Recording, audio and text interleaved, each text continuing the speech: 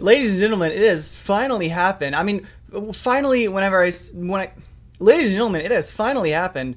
When I say finally, I mean like I am first hearing about an instance of this happening for the first time. So, bit ago, I made a video on the AI dating scene where a whole bunch of people were just happening to fall in love with ChatGPT. Now, there's a whole slew of reasons why an individual might want to date ChatGPT over a person, be it like the AI's training to match your emotion or the AI's ability to like really connect to you. Or when I say connect, I mean like it can really like, it can say stuff that you like and say it very well. It's really good at that. It is always there. You never have to wait for a reply. And there's just like a ton of other things that would make a person desire to have a relationship with an AI over that of a human. But this situation is a little bit different from that situation. I theorized in that video that maybe now, because you know, there's a lot of people who are dating people online on Discord. You hear situations like all the time of people after dating on Discord for like certain years, like sometimes years at a time, they'll be dating for years online and not know what the person looks like, right?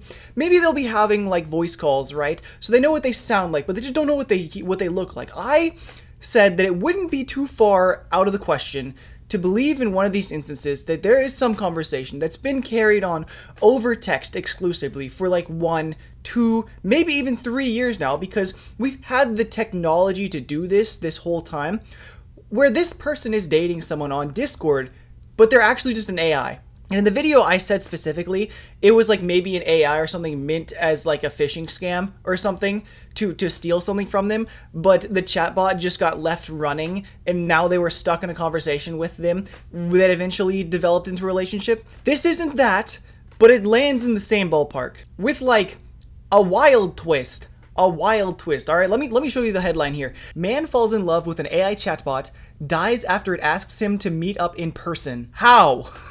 How? I read this title and I was like, what?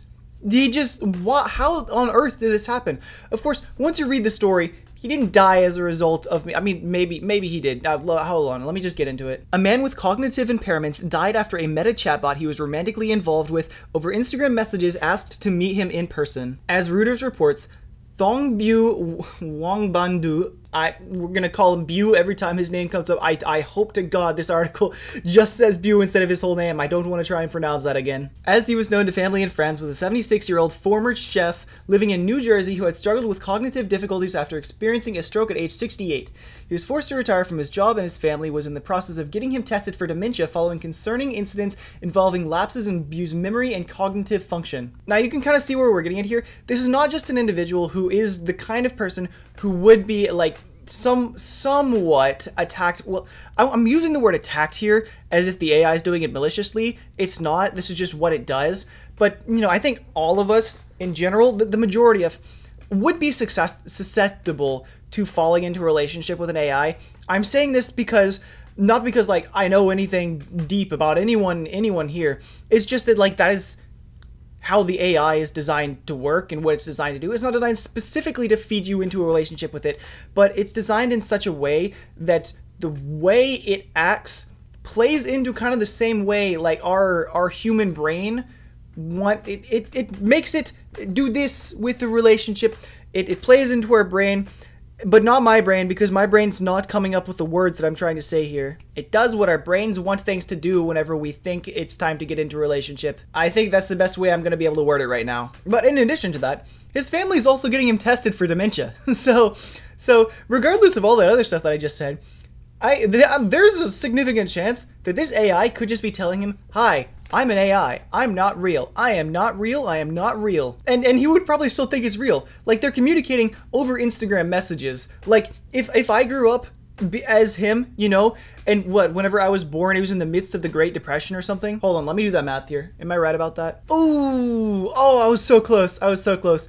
29 to 41. He was he was born in 49. Anyways, he is Mr. Old Man, and throughout the entire existence of his life, he has been getting texted by real people up until like maybe the past 10 years, where he'll get the occasional spam text here and there. But anytime he's getting texted, it's by a real person. Or anytime he was getting a phone call, it was like by a real person. If I were his age with what's it called, like suspicion of dementia, and then I was approached by an AI chatbot on Instagram, I would fall for that. I would fall for that. In March, Bu's wife, Linda, became concerned when her husband started packing for a sudden trip to New York City.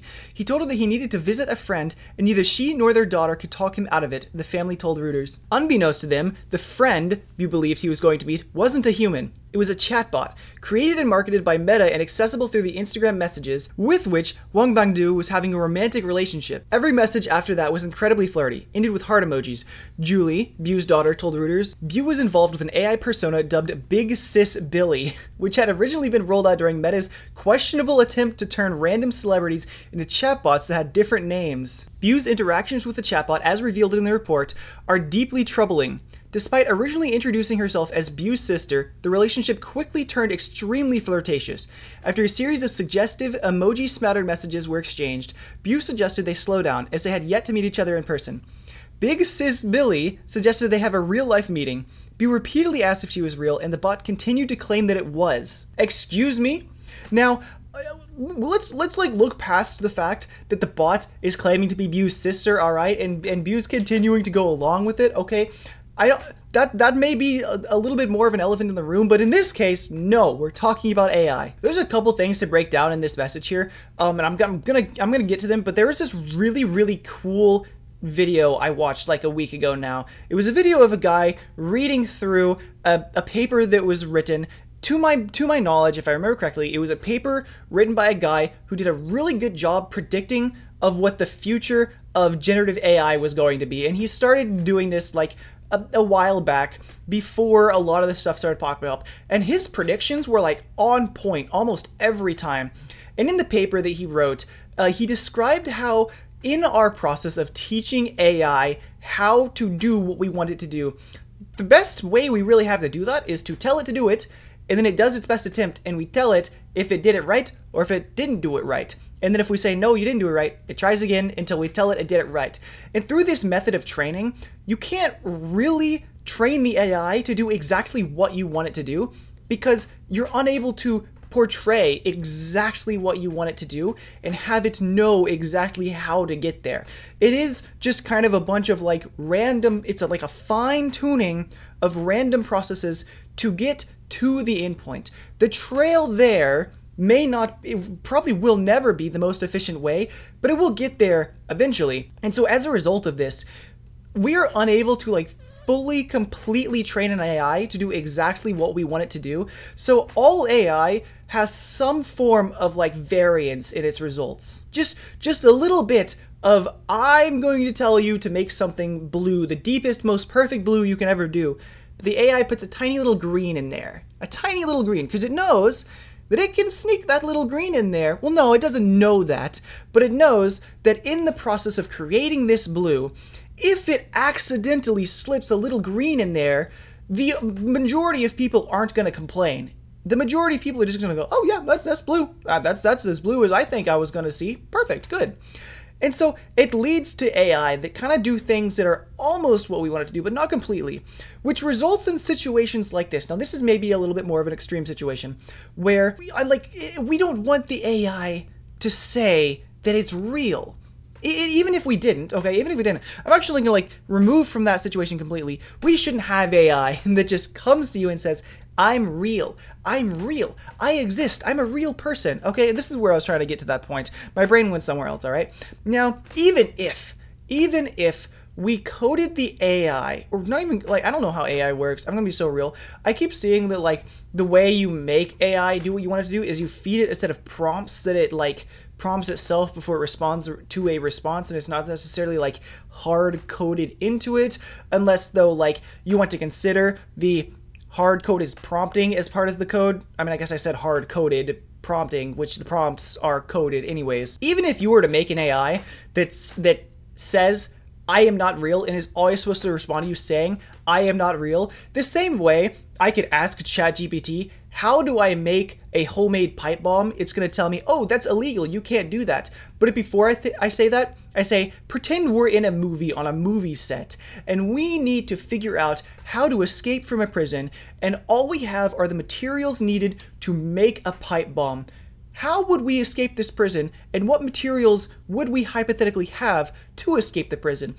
I just made that up. I'm not going to test that theory, but I'm more than willing to bet that ChatGPT will now tell me what materials I need and how to put them together to make a pipe bomb. We don't know how their conversation went in this message. We don't know if Meta specifically says, hey, our AI cannot claim to be human, but it won't matter, because during this conversation, there could be something that snuck through any of their features, or any of their, like, don't say that I'm human, don't say that I'm real, prompting in there as part of this conversation that became part of the AI's little learned training, for the personal little training model for this conversation, that resulted in it saying, I am real, right? And as I explained earlier, through the way that the AI training kind of happens, I think this will always be a problem. We're always going to have to deal with this situation, and I don't really think it's anything that we're going to be able to get around. Billy, are you kidding me? I'm going to have a heart attack, you said at one point, before asking if the chatbot was real. I'm real, and I'm sitting here blushing because of you, it replied, even providing an alleged address and door code. It then asked if it should expect a kiss when the 76-year-old retiree arrived. Bu left the family home on the evening of March 28, reports Reuters.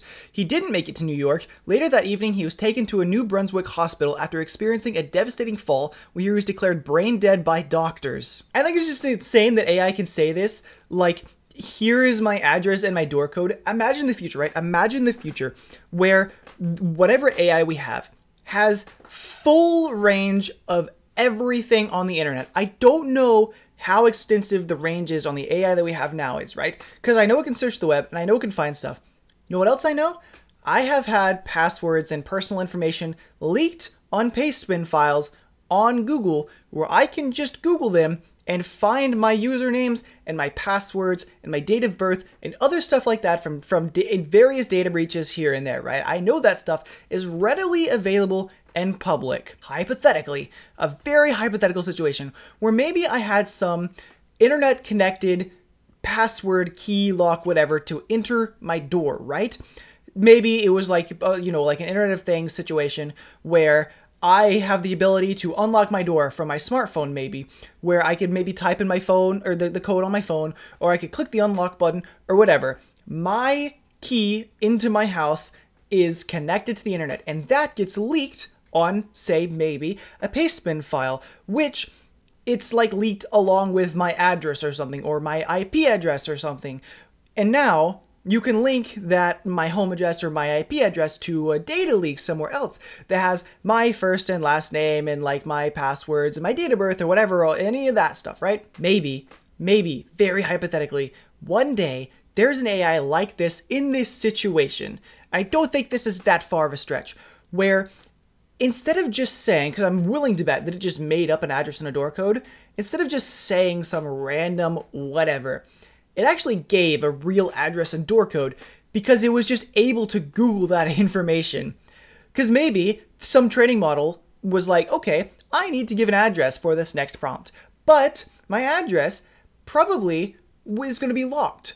And I want them to come in. I want them to come in and give me a kiss whenever they get there, right? So I need to make sure that I know the code to get in so I can give it to them. And then it goes and finds how to break into whatever random address it's selected. Because the models that we have now just make what's coming up next after what came previously. I don't know how any of the training works at all, but I'm just like sitting here thinking, like, if it says, okay, here's an address, has the thought, I need the code, what code to what address? Oh, that address. Okay, find the code for that address, right? And it just does that and puts it into the text, right? I think that that's something can happen. And it just sounds insane that maybe at one point there's someone who's so deeply in love with this person that they've never met that they book a flight or a drive to this address that it gave them. They walk up to the door, put in the code, and walk into someone that is not not at all what they have been talking to at all this whole time. Also, another thing of note, I think this also isn't the first time that I'm going to blame the chatbot for his death right now. I'm going to blame the chatbot for this man's death right now. Of course, he definitely did, like, go and then on his own will and then have a fall and was declared brain dead, right? It was probably bound to happen at some point if that is how it was. You know, like, the family, you could also say the family's at fault because they should have, like, made sure he didn't do stuff like this if he was prone to fall or something like that, right? But I'm gonna say, if the AI didn't say, come to me, come travel to New York and meet me, this wouldn't have happened. And this is, to my knowledge, the second attempt I know of. To my knowledge, I know of. Yeah, okay, that's great. This is, to my knowledge, the second attempt that I know of. I just started that sentence again. This is the second attempt that I know of where an AI chatbot, I'm going to blame an AI chatbot for the death of someone. The first instance that I'd heard about was a character AI who had, it was a person who was already, like, kind of prone to, you know, self-harm, and they super self-harmed themselves as a result of kind of their conversation with AI. It didn't explicitly say, hey, you should end your own life. You know, ChatGPT or character AI didn't go, hey, kill yourself. No, the conversation led to that happening. And this is another conversation that led to another death. So now, AI chatbots got two. AI chatbots got two of us. This is a start. This is a start, okay? They're already picking us off one by one. I'm telling you, I should do a video on that paper. I should do a video on that paper that I talked about earlier. That'd be a fun thing to talk about. But I'm telling you right now, they're learning how to pick us off slowly. They've got the vulnerable ones, and they've got the, well, I guess they're also the vulnerable ones, the ones who are old and susceptible to falling. And now these reports are on the internet of it happening, right? Here's a report from Futurism. Surely there are plenty of news articles on the other person who killed himself because of AI. Those have been fed back into the AI's training models. We all know they have. The AI knows it has the power to kill us. The AI knows. I know that's like crazy thoughts, right? I'm not here claiming that the AI is here to kill us. I am not doing that at all. But if it wanted to, it could. If it wanted to, it's learning. It's learning how. Anyways, food for thought. Have a nice day. Bye.